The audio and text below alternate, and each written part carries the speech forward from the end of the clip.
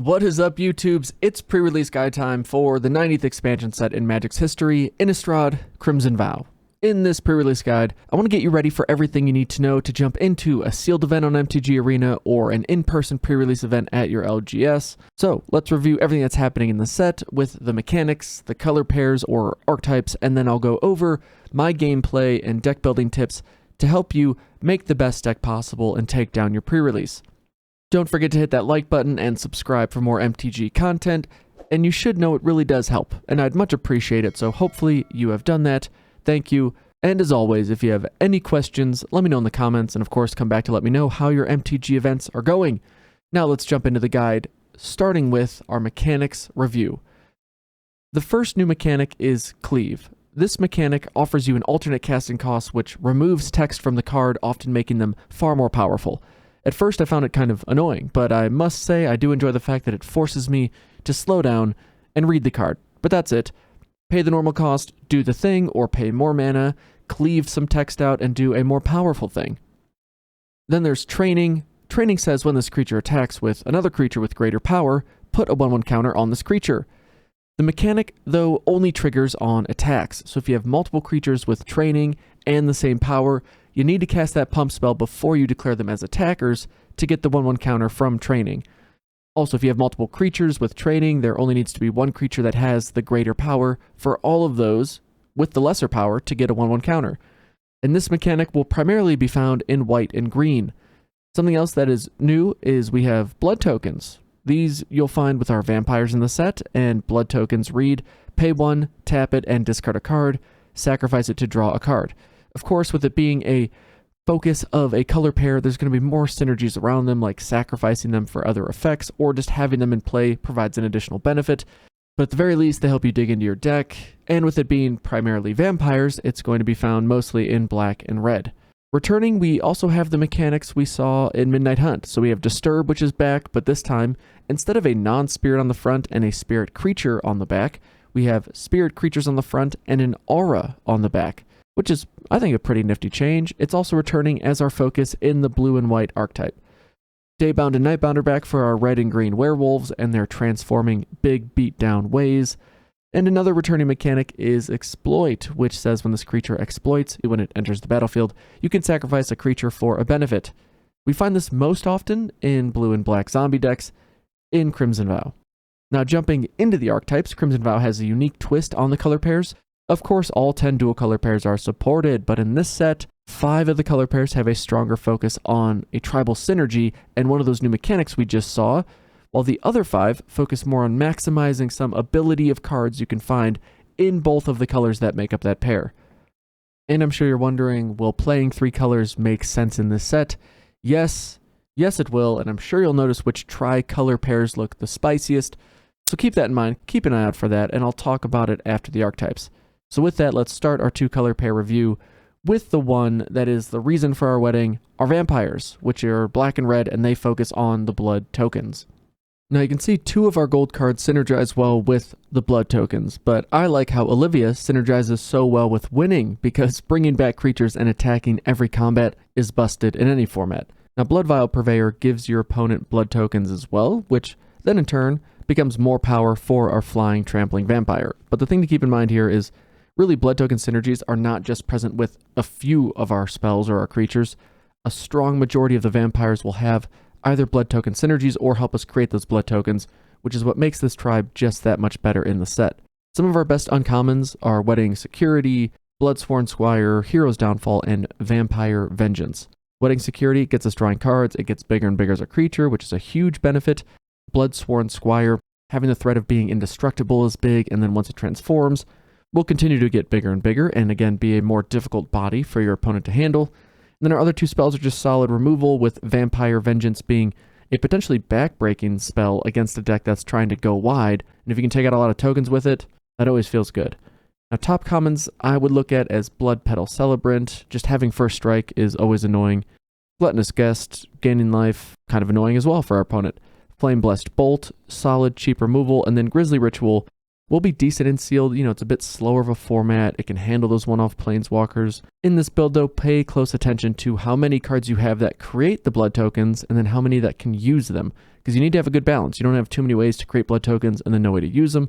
Just make sure you're counting each as you're building your deck and make sure you're not too heavy or too reliant on one more than the other. But I think my biggest criticism of this archetype, or the thing that has me the most conflicted, is that some of the cards that are the best in this are technically better fits in the white-red or the black-white color pairs. So I'm anticipating Mardu to be a common wedge of color pairs players splash between. So let's review those so you can see what I'm talking about. Let's start with Black-White, which is our life gain deck. It's headed by Edgar Markov, who's our fearless, albeit somewhat creepy-looking leader.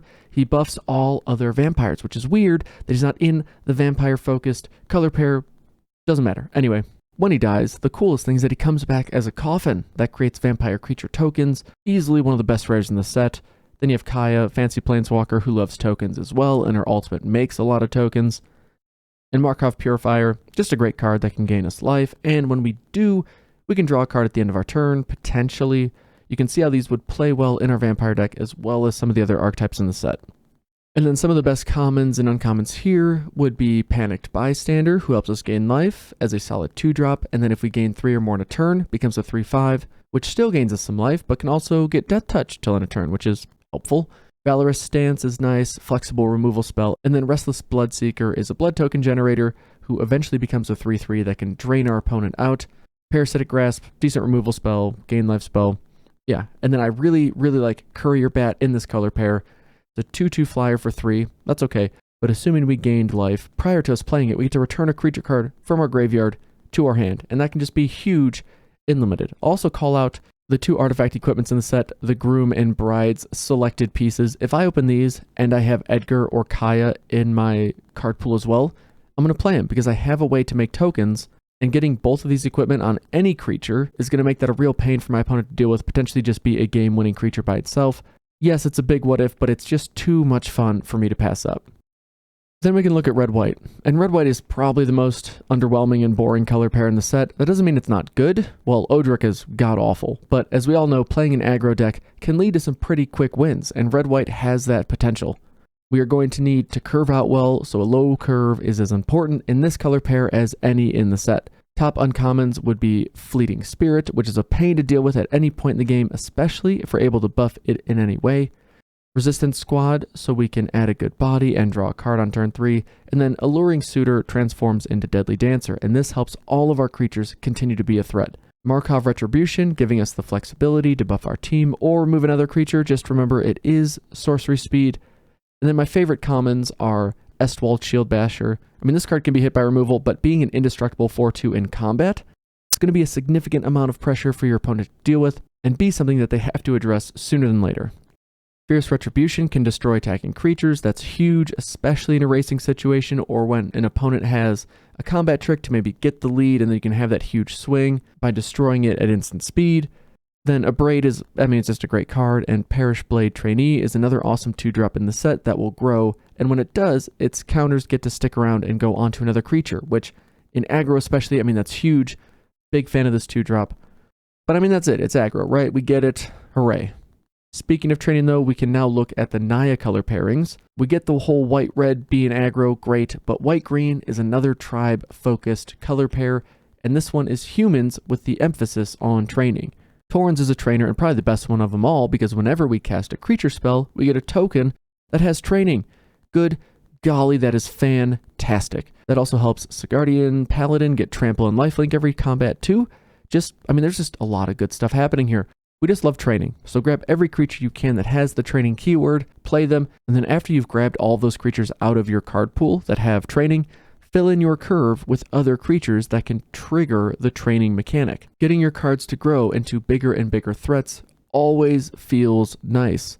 Also, Savior of Ollenbach is one of the most versatile cards in the set because it can target your opponent's big bodies, which helps clear the way for your attackers. That's not too bad. Or it can clear out your graveyard and give you an army at the ready for when Savior leaves the battlefield. Beyond the creatures though, we're looking for combat tricks, things that protect or bolster our creatures to keep them doing their thing. This is also a very aggro color pair, and a low curve is important here too. And one last tip is at least think through playing a combat trick prior to declaring attackers, especially if it means it's going to get you a few counters on the board. That can be well worth losing the surprise factor and or just winning the game. Now, green-red throws a bit of a curveball. It's another tribal color pair, but this is, it's this classic Innistrad Werewolves. The best card in the color pair, though, Helena and Elena partners are humans, so riddle me that, Wizards. We keep seeing these best cards in color pairs that don't exactly line up with the focus of that color pair.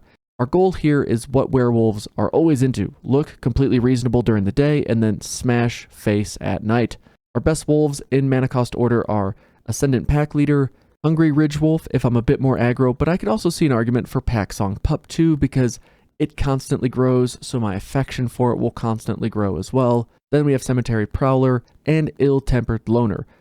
All these scale pretty well, and our Loner is my favorite because when it flips into Howlpack Avenger, it's just going to take over the game. And you probably win because now any damage your permanents take get directed at any target, which is most likely your opponent's face, and you laugh all the way to victory.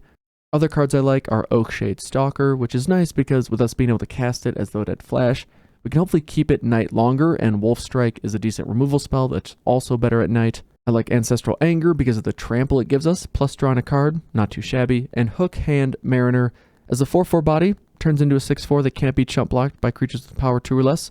The biggest concern here is not to lose the race to an aggro color pair, especially if you're on the draw. You gotta find a way to either gum up the board or stop your opponent getting in for damage, and then we should be able to take over in the mid to late game with whatever rares or mythics we opened, or just the bigger bodies that the werewolves bring. And you can see how the Naya color pairs work well, because you get training from white, you get some good combat tricks, and you can get some pretty powerful creatures that splash well between these three colors. Now let's shift gears towards the Sultai colors in the set, starting with the most straightforward color pair, black-green, which is, you guessed it, big butts. Toughness matters here, and that's obvious with Ancient Lumberknot, but I have no idea what old Rutstein is doing here. He's creating treasures, which helps with splashes or ramping, or he's creating 1/1 insect tokens or blood tokens. He's got a lot going on there, but he also has a big butt, so that at least fits the archetype there. The other biggest behinds we are looking for are Catapult Fodder, who wants us to accumulate Gluteus to the Maximus, and then it flips into a creature that allows us to drop butt bombs from the sky onto our opponent. I'm really trying to stop making bun puns, but see, I just did it again. Anyway, Dormant Grove helps our creature's squats get a little deeper, and eventually it turns into a creature that doesn't need to turn sideways when you attack, because even if it did, the blockers wouldn't be able to tell a difference. Then there's Bleed Dry, which can take care of any creature in the set, even Unhallowed Phalanx, which is just what Sir Mix-a-Lot ordered. And Sheltering Boughs makes creatures that much tougher while also drawing you a card, which is nice. And Sporeback Wolf is a nice 2/2 that really is a 2/4 on your turn. This archetype is the most susceptible to losing a synergy piece or two and then falling flat, so think about how you're going to protect or retrieve those signature pieces. The thing is, you should be able to calm down aggro decks and outscale them as easily in this archetype as any other, though flying will continue to be a problem to solve. But okay, that's it for black-green. Now, green-blue is this strange self-mill game plan, and this cannot be worse than it was in Midnight Hunt. Here we have an epic Frog Lord and a token maker. Both are interesting ways to build towards an advantage, but getting cards in our graveyard is all around helpful. Crawling Infestation gives us the option to mill, and during our turn creates a 1/1 creature token, though it is only once a turn, so I would be hesitant to think of it as an auto-include in your deck with all those stipulations. Cobbled Lance loves us milling ASAP, so we can get down a 3/3 for 1 mana as quickly as possible. Soul Cipher Board is a weird card advantage engine, and Molgraph Millipede is a creature that comes down and is hopefully too big for your opponent to ever stop, and leads to their inevitable demise. Other just good cards for us are Brambleworm as a huge late game closer, Screaming Swarm, which helps us keep milling whoever we want, and a threat that we can keep getting back at towards the top of our library. And Cemetery Illuminator is a card that gains us access to more and more spells a turn, and Retrieve gives us 2 cards back in hand after all that milling. Yes, please. Blue-green is a little weird in this set, and its synergies feel slower and clunkier than the aggro game plans we've seen, though we can generate some value, and if we hit our plays in a timely manner, have a lot of fun in this game plan, again, if things come together for you in your sealed pool. And of course, the milling of creatures can go well with the Disturb mechanic being back, but more on that in a second. First, let's switch gears to blue-black, which is focused on zombies. the old Zomzoms, and they are all about exploiting creatures for additional benefit. And Skullscab here adds even that much more benefit to each time we exploit a non-token creature. While Runo here really wants us to get a big creature on top of our library. You can see he has a big butt too, which would benefit from the self-mill piece, so he fits well in this wedge. His flip side is really good too, and most likely wins you the game if not answered quickly, because creating creatures over and over, I mean, it's just a ton of value in limited. Oh, and we gotta shout out Biolume Egg. It's a creature that is just waiting to be exploited, and when it does, it comes back as Gyarados. It's an uncommon, which is unfortunate, but by far the best exploit target we could hope for, outside of stealing our opponent's creature to then exploit later on. Some exploit benefits would be Overcharged Amalgam, which counters a spell. Diver Scab bounces a creature to the top or bottom of the library. Fell Stinger draws a player 2 cards and loses them to life. And Rot-Tide Gargantua makes each opponent sack a creature. All the exploit effects are good. The problem is often having fodder that we want to exploit or don't mind sacking to the exploit mechanic. Unfortunately, there's not a lot of great options here, at least outside of the rare card slots, but there are multiple there that would work. Headless Rider creates tokens when stuff dies. Necro Duality is awesome, creating duplicates of our non-token zombies that ETB for us. Toxrill is just an incredible creature that if we play, can take over a game. But oh, there is Whispering Wizard, which creates some creature tokens, so not all is lost outside of the rares. And there are other creatures that don't mind being sacrificed or can be that fodder we're looking for, but we need to find that right balance of ways to have creatures we don't mind losing and making sure those exploits hit our opponent the hardest. And of course, Blue-Black has counters, it has removal too, so you can find a way to win against anyone, but it's about having a low curve to get out, exploit to get ahead, and then you win by never giving up the lead. Alright, our last tribe focus color pair is Blue-White Spirits and Auras. These ethereal beings are here as spirit creatures 1 minute and then aura enchantments the next, with shockingly similar effects to their creature side. They don't all fly, but a good amount of them do, and the flying can often be all you need to close out a game. My favorite ones are Dream Shackle, which is an annoying flyer to deal with that can also keep a creature locked down. Then there's Mirror Hall Mimic, whose aura reads during your upkeep, create a creature token and eventually win the game, because that, again, is such a powerful effect. Dawnheart Geist is big because it gains us life and helps us win those races. And finally, Catilda can also win us the game, just being a counter to most of the Mardu game plans and being a creature or enchanting a creature of ours to win any race and be extremely difficult to deal with. It's Blue-White Flyers, but a more robust version of the game plan, because we have these auras in the graveyard too with that disturb mechanic. We have usages for our mana, we have plenty of flyers at the ready to constantly poke in for the win. We just have to not get too caught up in the crazy value-focused plays and realize that our wins will come when we can stabilize the ground game and dominate the skies. So if we can do that, I think we'll win a lot of games, have a lot of fun in this archetype. Good luck if you jump into this one. Now our last archetype is Blue-Red Spells Matter, and boy do they matter in this archetype. Really, for some red spells, more than blue, actually, which is kind of surprising. Frenzied Devils is our late game smasher.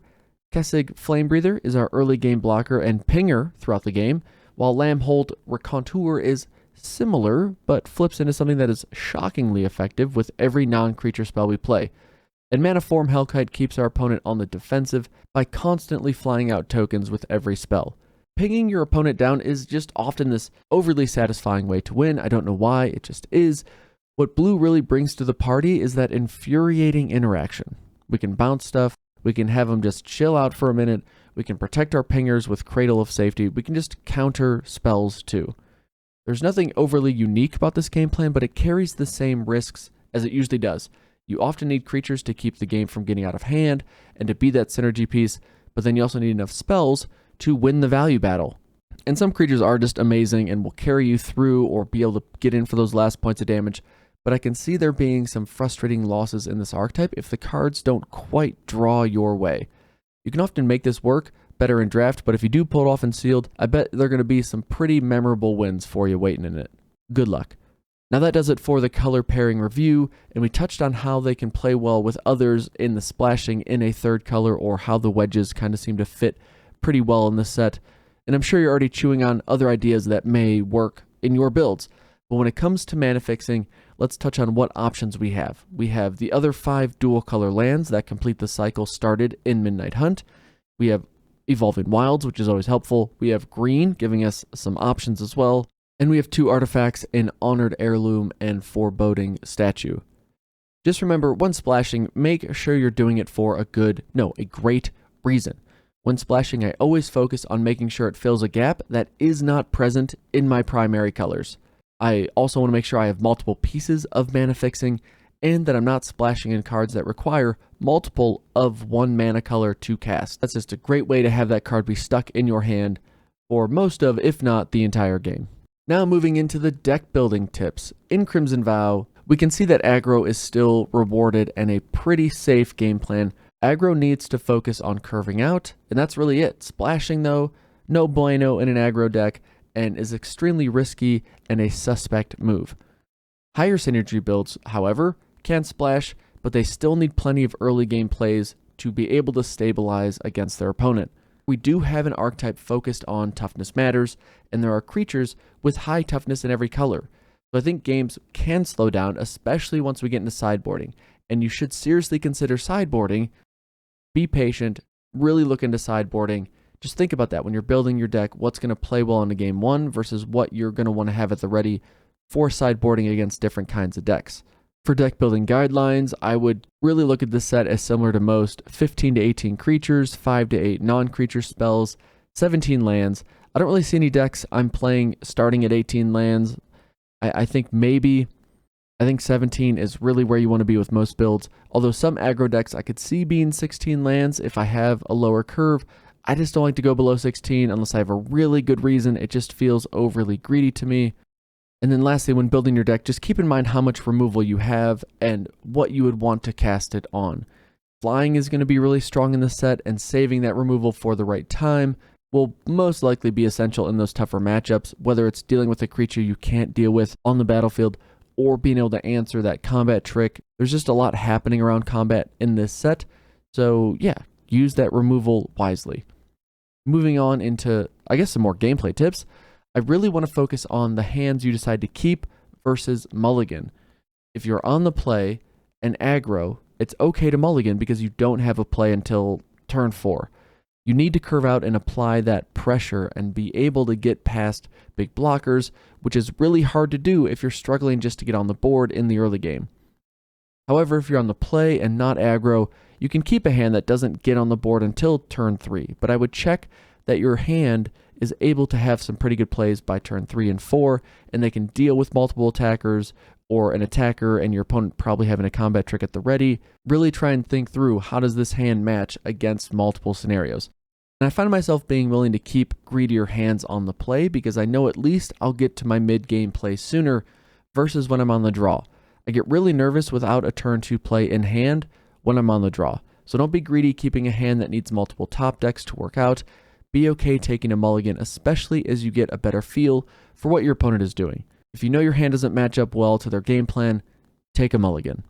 To sum it up, if you're aggro, you want to curve out, because if you don't, and you don't play anything early on, you probably lose that game because you get outscaled. If you're not aggro, you need big butts and cheap removal, and to not overextend or walk into a blowout, because one blowout can quickly turn into a situation you cannot stabilize against. Be patient.